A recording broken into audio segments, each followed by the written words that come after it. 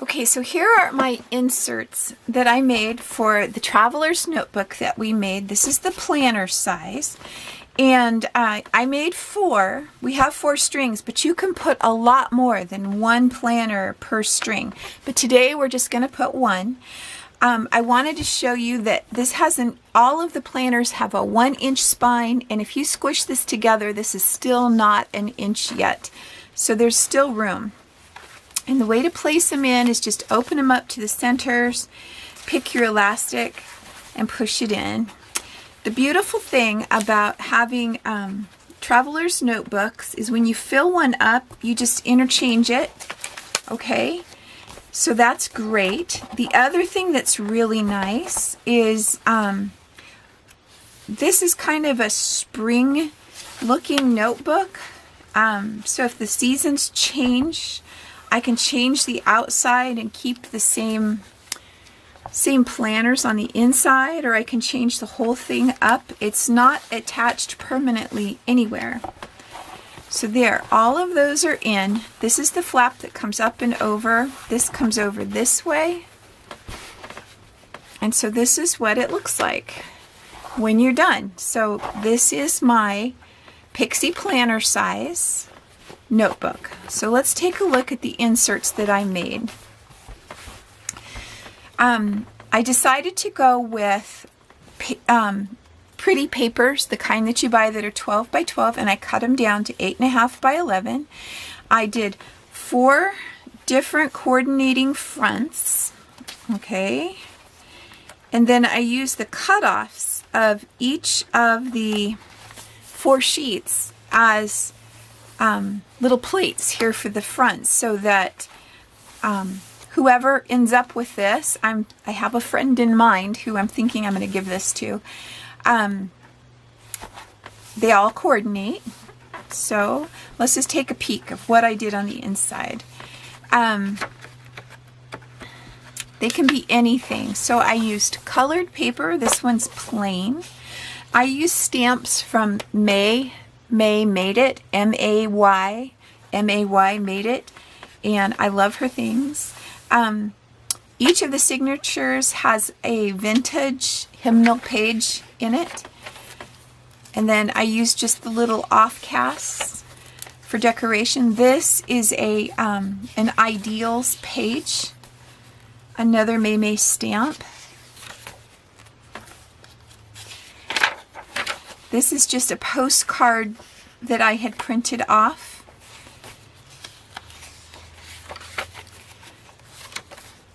So little's much in God when God's in it. This, you'll see the rest of it when we get to the back. This is our envelope where you can tuck away little special things inside of there. Some lined paper, another stamp. And then this is the back half of that thing that we saw up here at the front. And it's just cutoffs of the paper. So you can see I just had one full-size piece over here and the little piece of it's on the other side.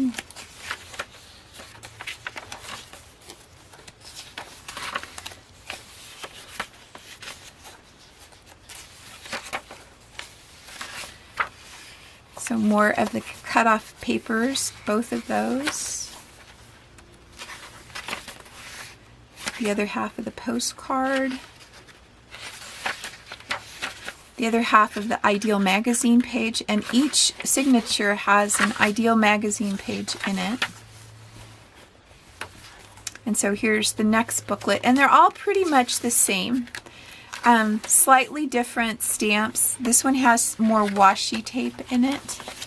This is the Ideal page I chose for it. I thought those little boys were just so cute on their tire swing.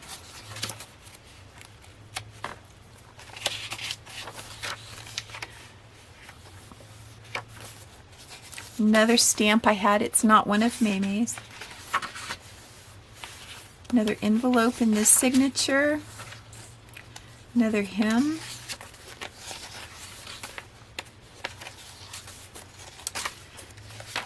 And you can see it's all pretty much the same. So she can use this to journal in, for a prayer journal. Look at this little guy. Isn't he cute? He's the other half of the tire swing.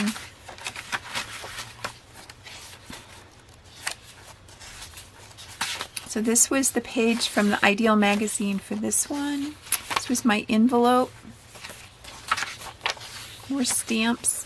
Oh, and each signature has a bag that we cut. So you can put little treasures in there too.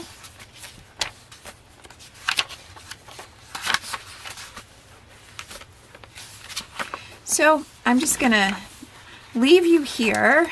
I hope you enjoyed this video. I hope that you'll see yourself doing some fun things, making all kinds of inserts for your traveler's notebooks. So, hi everybody, it's Cindy from VintageToNew, and I'm really glad you're here today.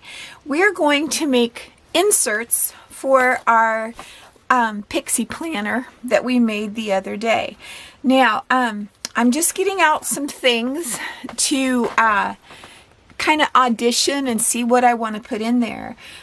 You could do just planner type of paper. This one has squares printed on it, little grid, lined paper, dotted paper. If you're going to use it for just writing or for as an actual planner, you would put calendar pages in it. But I'm going to use mine for a journal, and I just like this size. I like the bigger size. And I'm going to be adding other things into it. So I've got my papers, and I took some of the paper and I stamped on it with a couple of stamps that I have. When we do the covers for each of the booklets, it's good to have something a little bit heavier. This is a cardstock 65-pound craft paper. That makes great covers, and they're very neutral. Another option is paper from a paper pack, and this is kind of a medium weight, and it would be great covers, and the colors would just be so fun. I think each one of these that I picked would be adorable. So I think I'm going to do the covers with these pages here, just for fun. So I'm going to put the neutral one away. The other thing is the dollar store had these little sacks. I think those would be cute to work in somehow. And then I have an old Ideals magazine, and it's a spring one. And I would love to have just some pictures and just some fun things in my book, a little bit along the lines of a junk journal. So without delay, let's get started right away.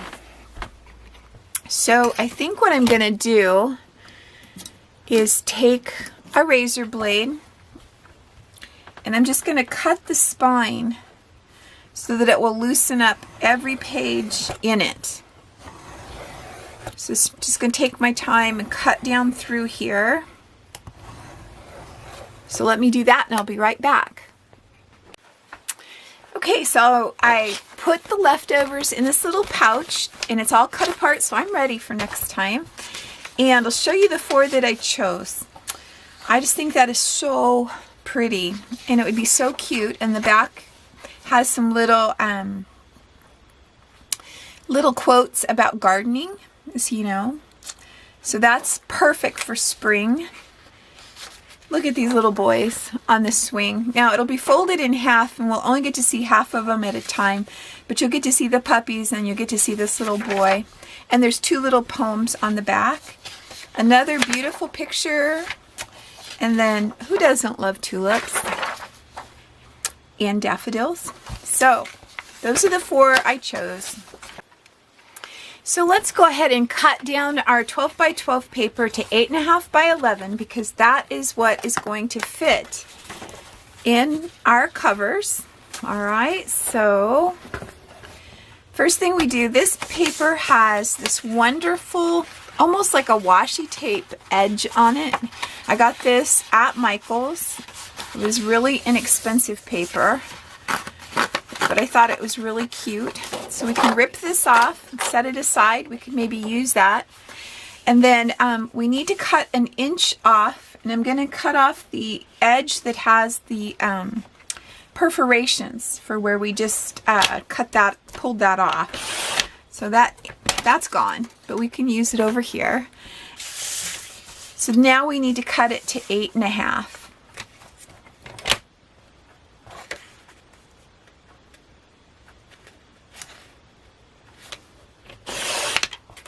It leaves us a nice little piece there. I'll show you how I glued each of these on. I'm using my mat, or you could use a ruler, and just putting glue on the back of the large one, like so.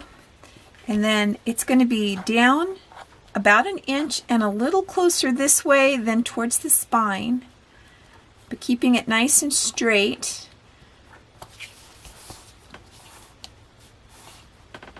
The nice thing about Fabri-Tac glue is it doesn't warp your paper, and you can kind of squish it around for just a few seconds after you put it down.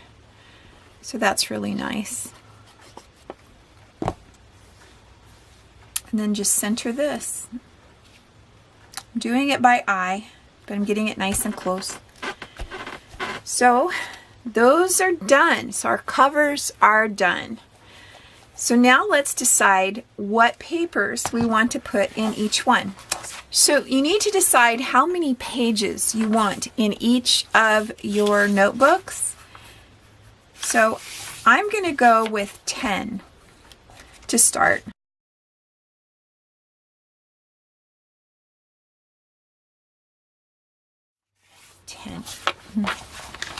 So for your papers, copy weight paper comes in 20 pounds. That's the normal weight of the paper, and that's pretty thin. If you would like to put a nicer paper in, 24 pound, and if you want to go just wild, 34 pound, but 24 pound is pretty good. So here's my 10 sheets. So after you get them folded, you just make them into a booklet.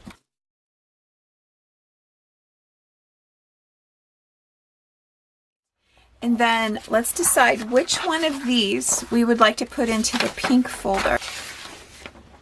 Let's do this one. So to do it, just fold it in half and decide where you would like it in your booklet. Slide it in. Excellent. It would be nice to have a little pocket that you could put things in with taking the bottom off.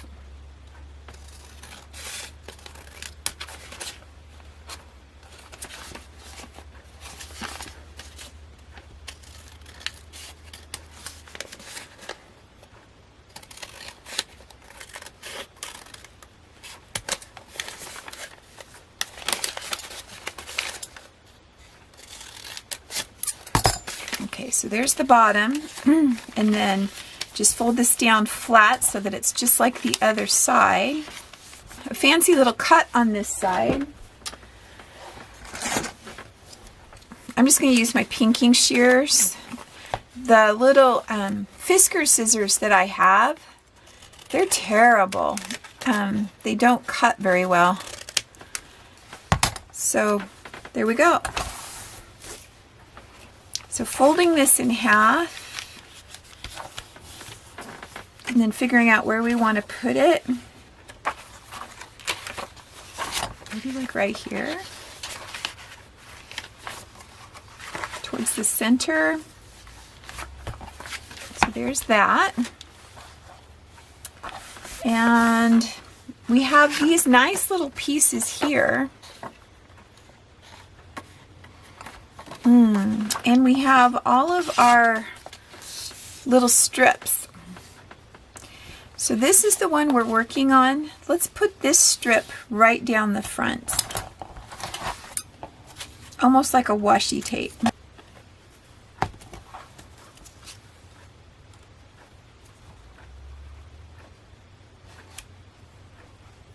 come away from the edge just a little because we will have to trim this up.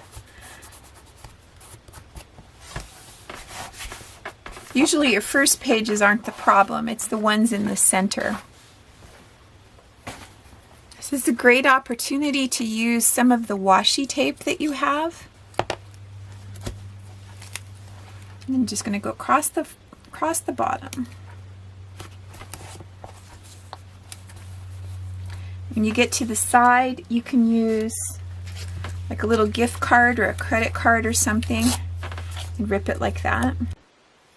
I wanted to add some more pockets because when you are journaling, you have pictures, memorabilia, all kinds of things that you want to add into your journal, or at least I do. So I went and I got just some little envelopes. I had a box of them, and I used some of the leftovers here, and I'm going to coordinate whichever strip doesn't have like this or this or this one, and I'm just going to place it somewhere in the middle like this. And then when we sew this together, this envelope will get caught in the binding, and you'll be able to put stuff in the back and you'll be able to write on the front. I'm going to do the 3-hole pamphlet stitch. You can staple these if you have a long enough stapler to get in, but when I show you how easy it is to do the pamphlet stitch, you're going to want to do it every time because it just looks so nice. Get yourself a binder clip. It doesn't have to be a great big one like this. It's just what I had. You need to have an awl that has a really sharp little point on it. I don't know, is it in focus there? Okay, so sharp point. And for a 3-hole, you do one in the middle, and I put an old book down underneath, or just anything that you can poke into, and then an inch and a half from the top, inch and a half from the bottom. You take a piece of this is cotton thread, like embroidery kind of cotton thread, or anything that's super strong that doesn't stretch. So something like yarn would not work. And you do 3 lengths. 1, 2, 3, cut it, and that should do ya.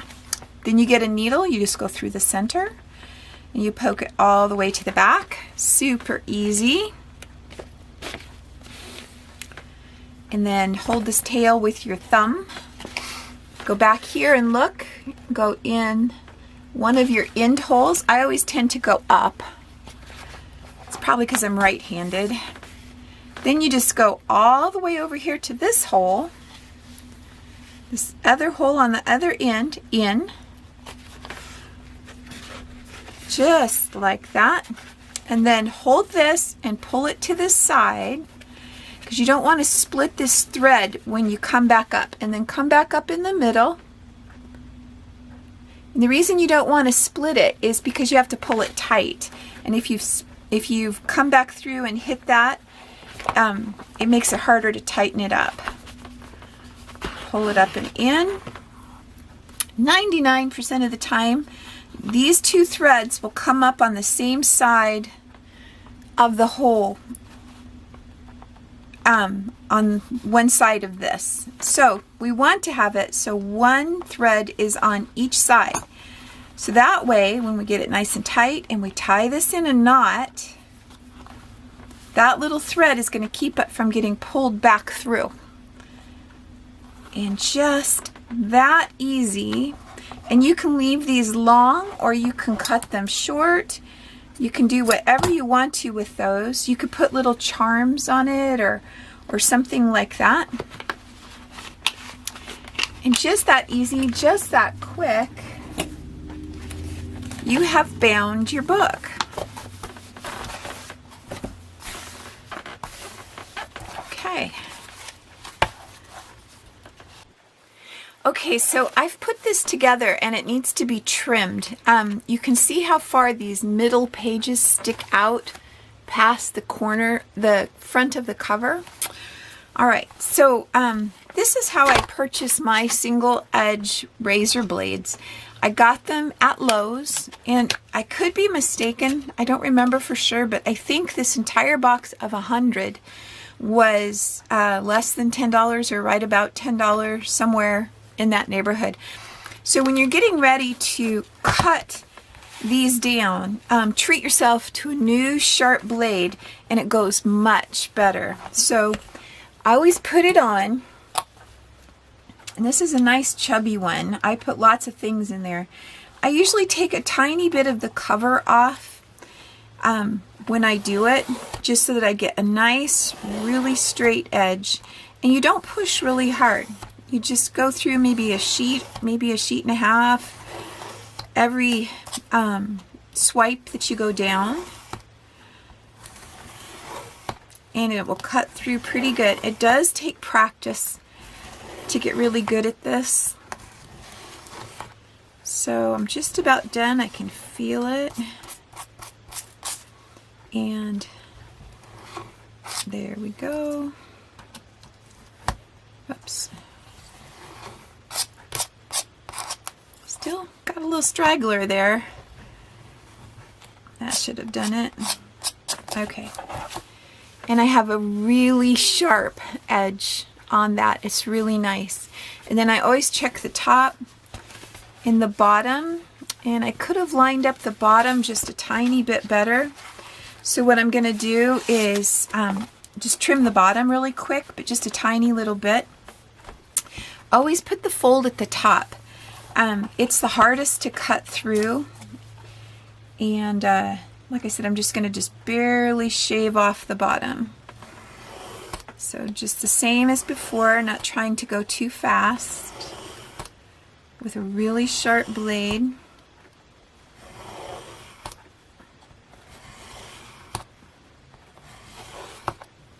And we just about have it. There.